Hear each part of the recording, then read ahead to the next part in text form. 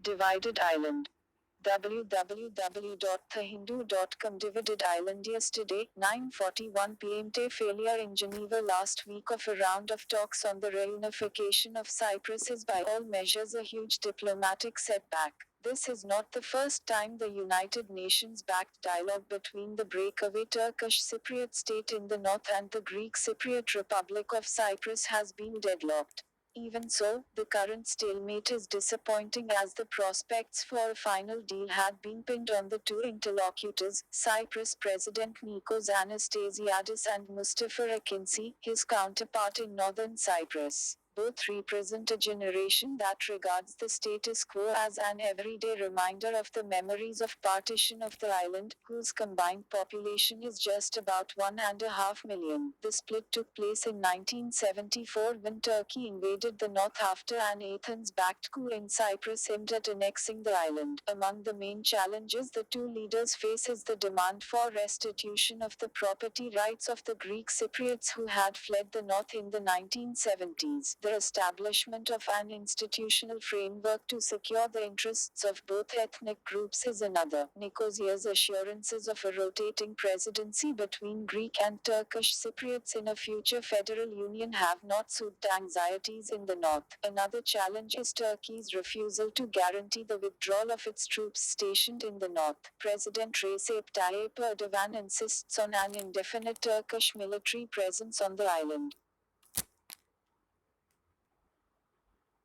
The record of stalled negotiations, in fact, is almost as old as the 1974 partition. An early test of the diplomatic and political resolve to reunite the region was the 2002 Kofi Annan Plan for Reconciliation. Its terms were rejected by Greek Cypriots in a 2004 referendum, which coincided with Cyprus joining the European Union. Voters had counted on the increased leverage EU membership would allow them vis-a-vis the north. On the other hand, the Turkish Cypriots had ratified the Annan Plan overwhelmingly, sensing enhanced prospects for a reunited island inside the bloc. The potential for reconciliation might also have been boosted by Turkey's bid to join the EU, which was then high on the agenda in Brussels. More than a decade later, a reunion seems to be as elusive as ever. Yet, the economic incentives for reunification have, if anything, become more compelling. A united Cyprus would allow both parts of the island to realize their immense tourism potential. The prospect of exploitation of offshore gas reserves in the Mediterranean too is something the two sides could then realistically set their eyes on. But the imperative is not just economic. A successful settlement would allow Cyprus to be more in control of its affairs, without both the sides being so reliant on neighboring powers.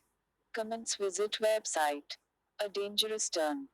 www.thehindu.com. A dangerous turn. Yesterday, 9:39 p.m. Political violence is commonplace in West Bengal, where every level of elections is fiercely contested. Over the last 3 years, however, the escalating violence has entered more dangerous terrain, with a marked increase in communal tension and rioting.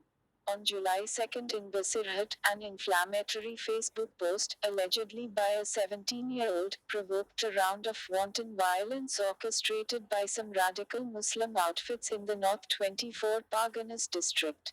While the person was arrested quickly, the state government displayed a lack of resolve to immediately halt the protests that led to blocked roads, an attack on a police station, and vandalization of shops and houses in Basirhat and nearby areas. Paramilitary forces were finally deployed by July 4, returning a degree of calm but only after the damage had been done. Soon, accusations and recriminations followed as the BJP sought to make this a case of minority-led communalism while the ruling Trinamool Congress complained that the BJP was fanning communal tensions. The politics spilled over into a needless spat between Chief Minister Mamata Banerjee and Governor Kesharinath Tripathi, attended by allegations and name-calling. Rather than personalize and politicize a meeting between constitutional functionaries to extract political political mileage, Ms. Banerjee should have shown greater initiative to defuse the situation by tackling the violence firmly and bringing to book those responsible for the acts of arson. The incidents in Basirhat seem eerily similar to what transpired in Kaliakak in Malda district in January 2016. Then, too, the state government had not shown alacrity in ending the violence or acting against those responsible for it. Such communal violence is not common in West Bengal, which makes it all the more worrisome. The state had largely escaped the communal trouble that erupted in many parts of North India during the run up to and in the wake of the Babri Masjid demolition in 1992. In terms of political discourse, the contestation between the Congress and the Left Front, and later with the TMC, was mainly on the basis of class politics or patronage.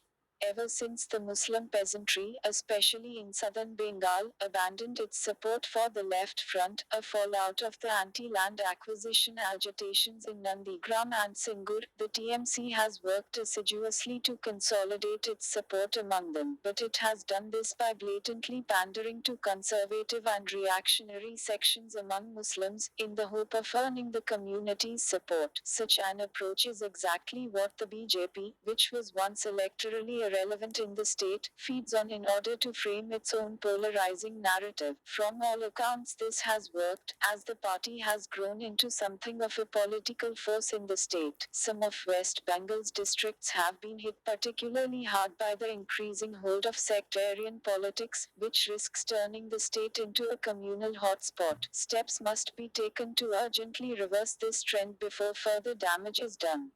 Comments. Visit website.